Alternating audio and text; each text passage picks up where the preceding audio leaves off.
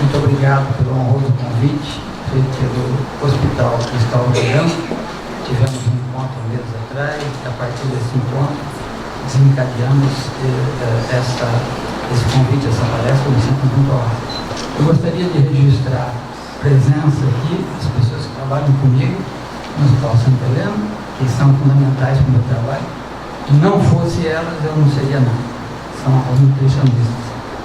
Adriana Busato, que está aqui presente, nutricionista Nayara, a nutricionista Paula Faria e a nutricionista Aline Eiras. E uma honra tê-las aqui. Falar mais alto. Alô? Praticamente o projeto Acerto, ele se confunde com a minha vida profissional. De que maneira? O projeto Acerto, ele entrou na minha vida bem antes dele existir. E se eu não fizesse relato, vocês não vão entender por que um cirurgião cardíaco pediátrico, também nutrólogo, eu fiz as duas especialidades em paralelo, se interessou por este assunto. Eu gostaria de fazer um outro registro, que é um registro histórico da saúde pública brasileira, e dizer o seguinte: as grandes transformações pelas quais a saúde pública brasileira passou, que foram impactantes em termos de mortalidade e de morbidade, foram três. Foi o advento das vacinações. O Brasil conseguiu eliminar muitas epidemias, a varíola, peste bubônica, etc. E isso teve um impacto enorme em termos de números na saúde da população. A primeira grande revolução em saúde pública no Brasil foi o advento das vacinações. A segunda grande revolução foi a normatização das práticas de hemotransfusão no Brasil.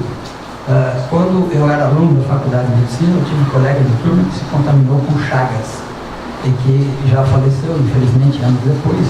E todos aqui presenciaram de maneira direta e indireta as várias epidemias que sucederam no Brasil por conta de práticas transfusionais não codificadas, não estabelecidas e não protocolizadas. Nós tivemos a epidemia do HIV e outros congêneros, de forma que a normatização da sorologia em serviço de hemoterapia fez com que, no Brasil de hoje, se um indivíduo receber uma hemotransfusão no hospital de ponta na cidade de São Paulo ou no interior do Nordeste, ele vai ter o mesmo critério de seleção, pré-seleção do sangue de doador, o mesmo critério sorológico. Essa democratização da regra provocou uma queda imensa da mortalidade no Brasil. Se nós pegarmos um paralelo, um paciente de UTI crítico, em que nós vamos fazer uma imunomodulação da dieta dele, falar, isso tem impacto em saúde pública? Não, tem impacto para a vida do indivíduo, que é muito relevante, mas ele não tem aquele impacto que tem essas grandes mudanças populacionais que têm impacto em milhares e milhares de pessoas. Essas foram duas grandes revoluções que o país sofreu em termos de saúde pública. A terceira grande revolução foi o advento das CCIHs. Quando eu era aluno e quando eu me formei, era muito comum, não havia fluxograma dentro dos hospitais, era muito comum você ver o expurgo do lado da sala de centro cirúrgico. Foi necessário que um presidente da República eleito, o presidente Tancredo Neves, morresse da infecção hospitalar para que o Brasil descobrisse que infecção nosocomial existia. E a partir daí gerou-se uma série de discussões no nível do Ministério da Saúde, das instituições médicas e paramédicas do Brasil, que resultaram na elaboração de um projeto de lei que acabou por normatizar o serviço das CCIHs. Esse foi um outro grande progresso, porque a infecção hospitalar no Brasil, na década de 70 e 80, ela fazia um estrago tremendo. E agora, eu creio que nós estamos diante da quarta grande revolução, que vai ter impacto numérico efetivo em todas as unidades hospitalares do Brasil, que é o quê? Que é a abreviação do G1, Projeto Acerto. Eu acho que essa vai ser a grande mudança de paradigma que a saúde brasileira vai sofrer nos próximos anos. Porque vocês não fazem ideia do peso que isso representa em termos de morbidade e mortalidade. No Brasil, esse ranço que nós trazemos, essas crenças populares que nós trazemos, a propósito do jejum que vem lá de 1946, e repetimos de geração em geração como se isso fosse uma verdade. Isso causa um impacto enorme na mortalidade, morbidade, tempo de permanência hospitalar, tempo de ventilação mecânica, deiscência de suturas, infecção de parede, distúrbios metabólicos, distúrbios eletrolíticos e por aí afora. Se eu não contar para vocês o meu histórico, vocês não vão entender. Quando eu estava no meu primeiro ano de residência lá na Universidade de Paris, em 1984, eu fui incumbido de fazer um TCC e o meu chefe de serviço de unidade, eu fazia em paralelo. Na época, a nutrologia estava engatinhando, não havia uma residência específica para isso. Nós éramos especialistas em fazer nutrição parenteral. Todo mundo fazia cirurgia. Quem tivesse algum interesse pela área tinha que procurar cursos paralelos, fazer um outro tipo de atividade para chegar até a ter o status de nutrólogo. Pois bem, eu sempre me interessei pelo assunto e o meu chefe me deu como incumbência estudar a síndrome inflamatória pós-extracorpórea. Então, você vai levantar todos os casos do serviço, os pacientes que tiveram inflamação pós-operatória de cirurgia cardíaca, e analisar todas as variáveis, se é cirurgião dependente, se é o tipo de material que utilizamos, o período de validade dos hemoderivados, se é o soro, enfim, eu coloquei numa planilha, fiz uma tabulação, analisando todas as variáveis. Eu cheguei à conclusão que os pacientes do período da tarde, que eram operados após o almoço, tinham uma incidência muito maior de inflamação induzida pela circulação extracorpórea do que aqueles operados no período da manhã. Dentro do meu cálculo de variáveis, essa variável deu um flash no meu trabalho e eu apresentei ao meu chefe. Falei, olha, eu analisei todas essas variáveis, tem alguma coisa aqui que conta, comorbidades, idade do paciente, tempo de extracorpórea, isso aqui. Mas tem um fator aqui que me chama a atenção, que é o tempo de jejum. Isso foi em 1984. O meu chefe disse, não, mas isso não tem nada a ver, não. Esquece isso, deixa essa variável lá. Quem era eu, do alto dos meus 23 anos, para contestar o meu chefe? Ninguém. Eu me calei, consenti, mas aquilo me intrigou, me colocou dentro do meu intelecto uma faísca. E eu disse, isso deve ter alguma coisa a ver. E tem tudo a ver, hoje nós já sabemos perfeitamente por quê. O paciente operado às 7 horas da manhã, ele vai ficar em jejum da meia-noite às 23 horas até as 7 da manhã. Aquele que vai ser operado às 13, 14 horas, ele vai ficar mais de 12 horas de jejum. Então ele já está em plena resposta metabólica ao trauma. A hora que o cirurgião passa o bisturi dele, já está inflamado, ele só vai potencializar essa inflamação já pré-existente. Isso, anos depois, agora, quando eu fui para um encontro dos ex-residentes da Universidade de Paris, encontrei o meu chefe lá, já velhinho, aposentado, e eu interpelei sobre esse assunto. Ele falou, não, você tinha razão, eu era muito idiota na época, não tive abertura para perceber isso aí, etc. E de modo que a minha história nesse contexto aí começou assim, começou já como R1 de cirurgia, questionando o meu chefe sobre o tempo de jejum. Depois, em 1994, surgiu um artigo do professor Dr. José Eduardo Aguilar Nascimento, que foi esquecido do grande público. Esse artigo ele publicou no Colégio Brasileiro de Cirurgiões, onde ele já fazia alusão e já propõe um conjunto de regras para abreviar o tempo de internação do paciente cirúrgico eletivo. Nesse conjunto de regras que ele propunha, em 1994, já tinha lá a base do projeto Acerto. A abreviação de jejum no pré-operatório, a abreviação de jejum no pós-operatório, a não utilização de sonda, não utilização de anestesia geral, a utilização de bloqueio em detrimento da anestesia geral, deambulação precoce, enfim. Ele já propôs nesse trabalho de 1994 um conjunto de medidas que visavam acelerar a recuperação pós-operatória do paciente. Esse trabalho foi esquecido, mas não de todo mundo. Um dia ele caiu nas mãos do diretor-geral do Hospital Karolinska lá de Estocolmo, na Suécia. Esse diretor disse, a Suécia fez o seguinte, no ano de 2000, ela democratizou os aparelhos de ultrassom para todos os indivíduos com mais de 65 anos. E aí, nesse ínter, eles encontraram uma quantidade enorme de pacientes cirúrgicos, que até então eram silenciosos, E eles precisaram, com o mesmo orçamento destinado à saúde, operar mais 30% de pacientes. E o trabalho do Dr. Eduardo Aguilar Nascimento, ele dizia assim, se a pessoa adotar essas práticas aqui de abreviação de jejum, o custo de hospitalização, o custo global da cirurgia diminui até 30%. Aquele artigo caiu nas mãos do diretor do Hospital Karolinska e falou, olha, aqui tem um trabalho de um brasileiro que serve de base para nós desenvolvermos aqui um estudo piloto para acelerar a recuperação pós-operatória dos pacientes e assim, com o mesmo budget, o mesmo orçamento, operar 30% a mais de pacientes. E foi a primeira grande experiência que resultou no primeiro grande protocolo europeu, que é o Projeto ERAS. O Projeto ERAS nasceu por uma necessidade financeira, né, de acelerar a recuperação dos pacientes, gastando menos, reduzindo, sobretudo, tempo de internação.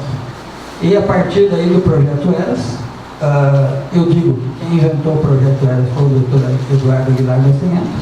Eu já disse isso no congresso do Acerto, porque esse artigo de 1994, ele é antecessor de todo o Projeto ERAS. Depois, obviamente, aqui no Brasil ele lançou o Projeto Acerto em 2006, mas como isso não foi patenteado, ele perdeu a autoria da patente. E o Projeto ERAS, que é cópia ipsis-literis do Projeto Acerto, ele já está implementado em todos os países membros da Comunidade Europeia e já virou lei no Parlamento Europeu. Bom, eu precisava fazer esse preâmbulo histórico para vocês poderem entender toda a minha trajetória aí dentro desse contexto. Então, a pergunta que se coloca é, lembrando que o Projeto Acerto não é só a abreviação de jejum, ele é um conjunto de medidas, a abreviação de jejum é um dos braços, porém é o mais emblemático e o mais importante.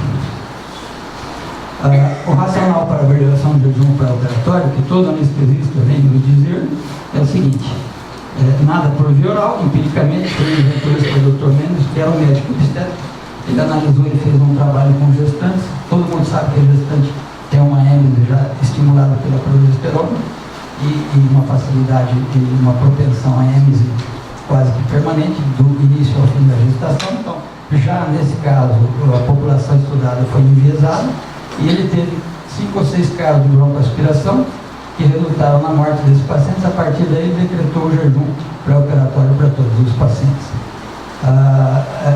Na realidade, esse racional dizia que o perigo de se ter resíduo gástrico é que esse resíduo possa ser regurgitado e haver uma aspiração pulmonar do conteúdo, resultando no óbito, que é a tal da síndrome de Mendelssohn. Isso data de 1946, só para registro, nós estamos propagando esse conceito até hoje.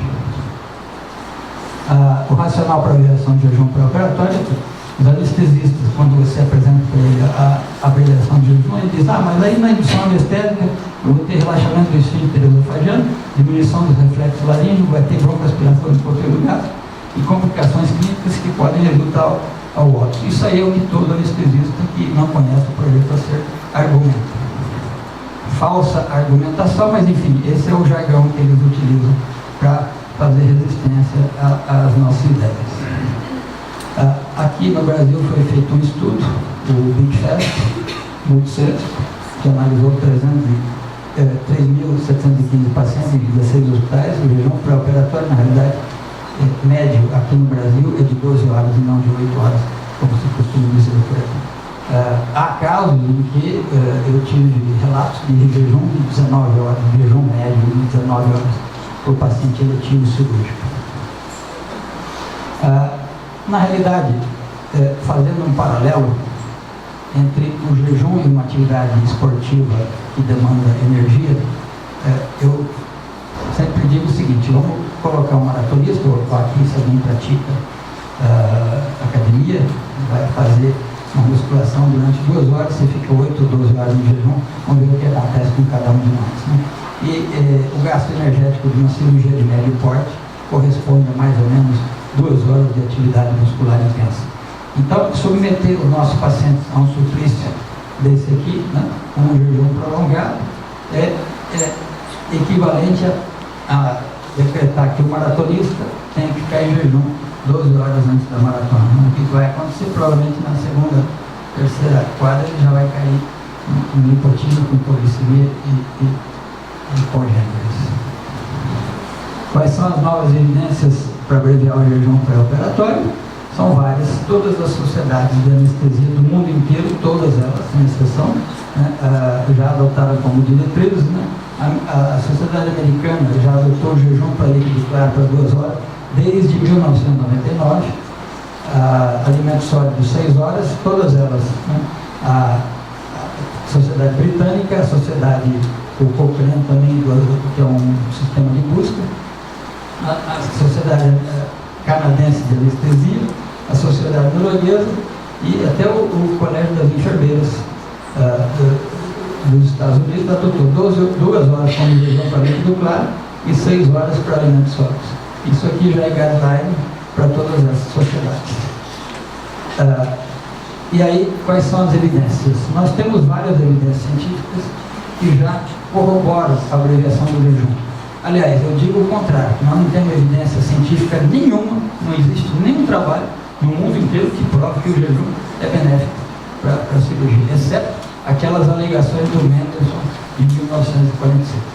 Todos os outros trabalhos vão no sentido oposto. Aqui nós temos esse primeiro trabalho de pacientes submetidos a duodeno-pancreatectomia, né, tiveram uma recuperação pós-operatória com jejum abreviado.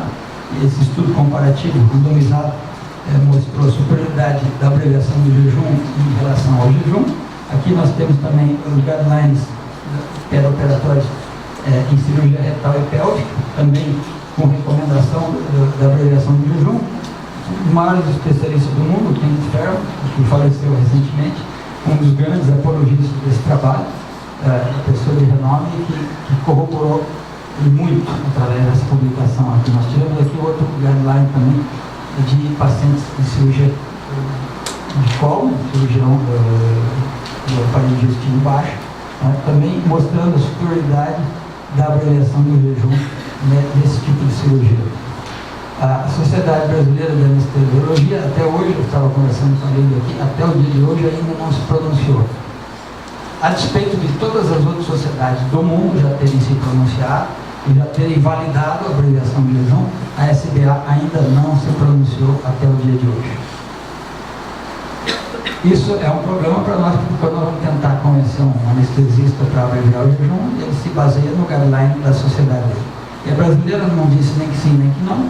Até agora está no impasse. Me parece que vai sair uma resolução agora em janeiro de 2017, mas estamos aguardando. No ano passado eu ouvi o mesmo discurso, final do ano passado, em janeiro de 2016 eles vão ter uma normativa autorizando a Sociedade Brasileira de Anestesia a abreviar o jejum. E nós já estamos entrando quase em 2017, isso não aconteceu. As evidências científicas para a abreviação do jejum pré-operatório, nós temos a prática da recomendação. Na abreviação do jejum pré-operatório, ele é fundamentado, então, como eu disse no meu histórico, no projeto ERAS, esse projeto que nasceu lá no Hospital Karolinska, na Suécia, e que já produz resultados clínicos efetivos. Aqui no Brasil ele tomou uma denominação diferente, que é o projeto ACERTO, que é acelerando a recuperação pós-operatória, aceleração da recuperação total pós-operatória do paciente. Eu já tive a oportunidade em 2013 de trazer o Dr. Aguilar Nascimento aqui em Santo André, nós fizemos um evento, e fazendo um pouquinho de merchandising. Em 2017 nós vamos fazer o segundo evento do Santa Helena mostrando os nossos resultados. Nesse período eu consegui a adesão total da equipe de anestesia do Santa Helena, e foi uma proeza, foi muito trabalho, muito esforço, muita aula, muita dedicação, e nós já vamos ter uma tabulação consistente para mostrar. Só para dizer para vocês, o primeiro grande impacto que nós obtivemos foi a diminuição, quase supressão dos vômitos no pós-operatório, de todo tipo de cirurgia, inclusive da de pequeno e médio porte. As evidências científicas para a abreviação do jejum pré-operatório são os estudos clínicos que a colocam em evidência, abreviar o jejum pré-operatório com bebidas líquidas ricas em carboidratos, né, produz resultados clínicos efetivos e seguros. Né? Isso aqui é o gráfico do esvaziamento gástrico, que serve para desmistificar os anestesistas. Né? Isso aqui ele mostra aqui, por exemplo, aqui nós temos a linha do tempo, E aqui a ingestão de um carboidrato de uma solução contendo líquido claro, né?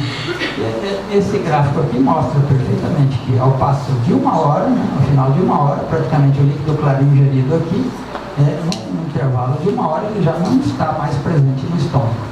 Ao passo que um alimento sólido, vocês vão ver que ao final da 3ª hora, ele já também, em pacientes que não têm estenose do pylori, nem obstrução do aparelho digestivo e nem refluxo gastroesofágico, importante, obviamente. São as 3 contraindicações absolutas para o acerto. As outras demais, ninguém mais se enquadraria nisso aí. Então, isso aqui desmistifica já o anestesista quando ele diz: eu não vou abreviar o jejum porque o conteúdo gástrico do meu paciente vai poder ser regurgitado e broncoaspirado. É mentira? Está aqui o gráfico que mostra isso. E o que é um líquido claro? O líquido claro é um líquido que contém certas especificações. Por isso que não pode dar qualquer tipo de líquido para os pacientes. Eu não vou falar um pouquinho mais no final. Já tem gente, equipes trabalhando até com líquido, com lipídio, sem problema também já desmistificando aquilo que nós já construímos. Mas se nós ficarmos no líquido com água, carboidrato e proteína, já está de bom tamanho. Aqui isso mostra também o volume residual gástrico, é similar tanto para jejum de 8 a 16 horas, quanto para jejum de 2 a 3 horas. Então, essa é outra falácia, essa meta-análise mostra muito bem isso aqui.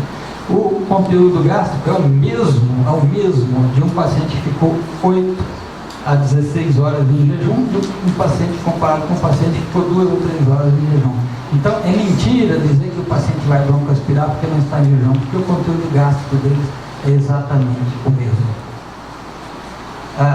Aqui outro estudo que mostra que é seguro, pacientes que foram submetidos à endoscopia digestiva, né, um grupo controle, 12 pacientes ficaram em jejum convencional, no outro grupo aqui, 12 pacientes receberam 200 ml de carboidrato, 150 minutos a 210 minutos antes do exame.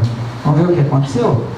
Vocês percebem que o grupo controle está aqui, né? Isso aqui foi o volume similar entre os dois grupos, né? Tanto o volume gástrico no grupo controle quanto no grupo que submeteu o estudo foi exatamente o mesmo, não houve diferença significativa entre os dois.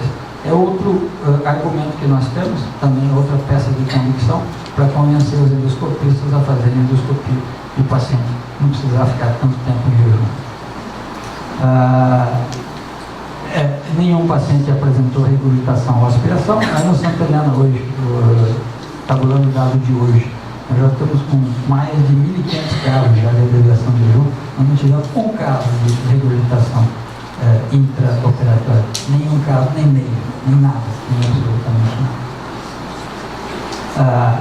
Lembrando que o tempo de jejum no grupo controle foi de 12 horas e 56 minutos, hora de suplício, né? E no grupo que submeteu o estudo, 3 horas praticamente. Também aplicado o teste da significância mostrou que não tinha, aqui sim, uma diferença significativa em termos de tempo de jejum, né? Mas para mostrar para vocês que é outra falácia também para quem vai fazer endoscopia.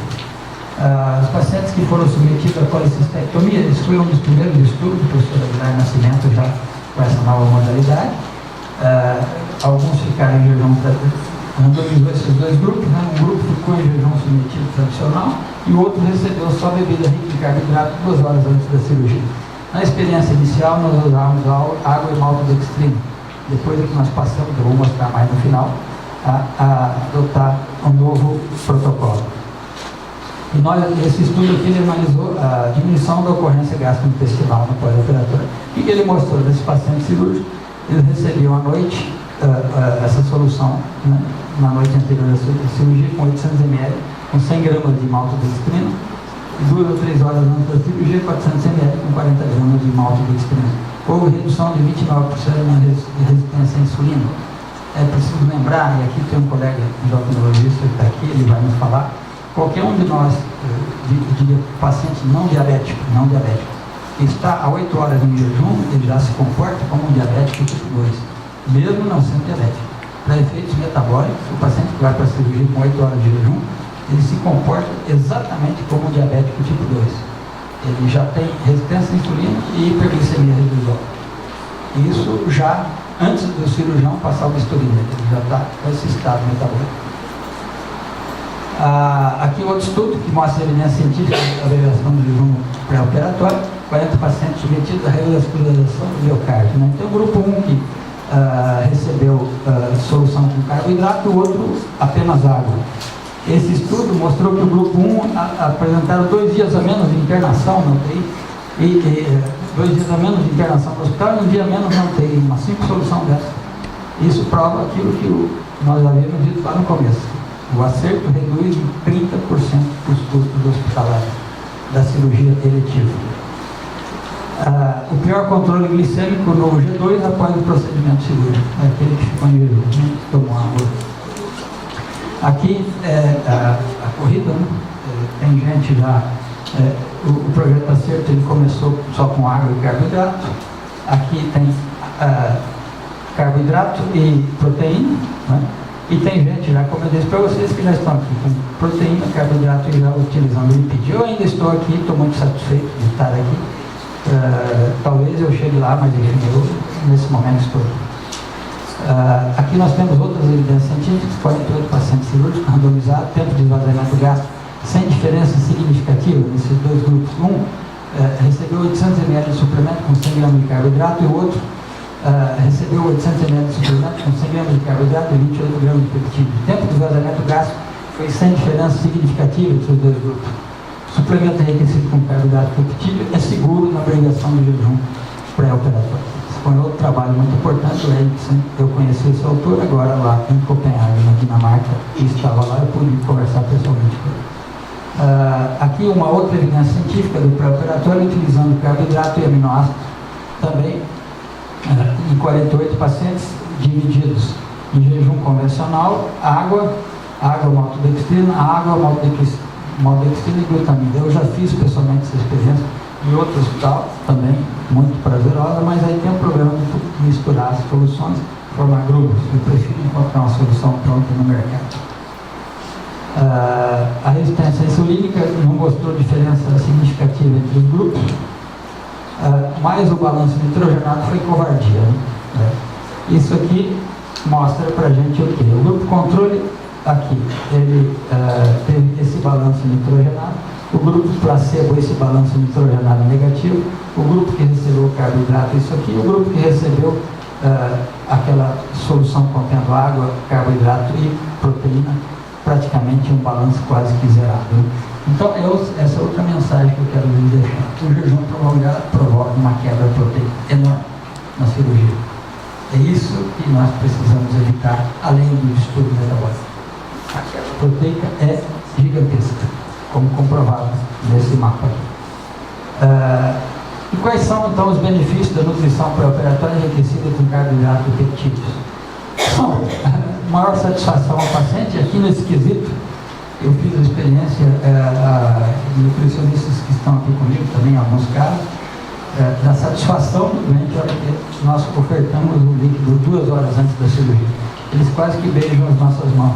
Eles vêm de casa já com jejum excessivo, quando ele toma aquilo lá, ele se sente extremamente satisfeito e agradecido por aquele produto. Provoca menor irritabilidade, isso aqui, sobretudo, é muito visível em crianças.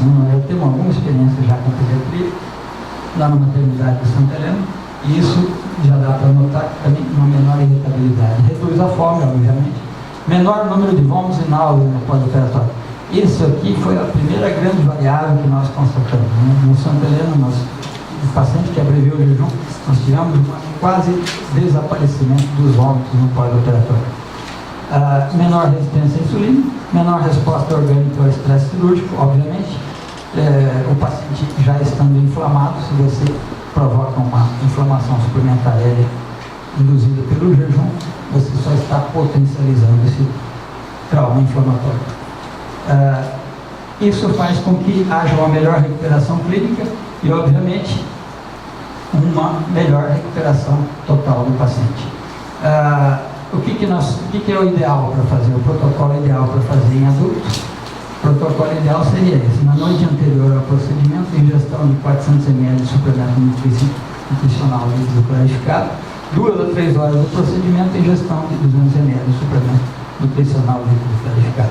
Esse é o ideal. E, quanto seja possível, no pós-operatório, se o cirurgião permitir, a anestesia se permitir, 2 horas após a cirurgia, novamente mais 200 ml desse líquido qualificado.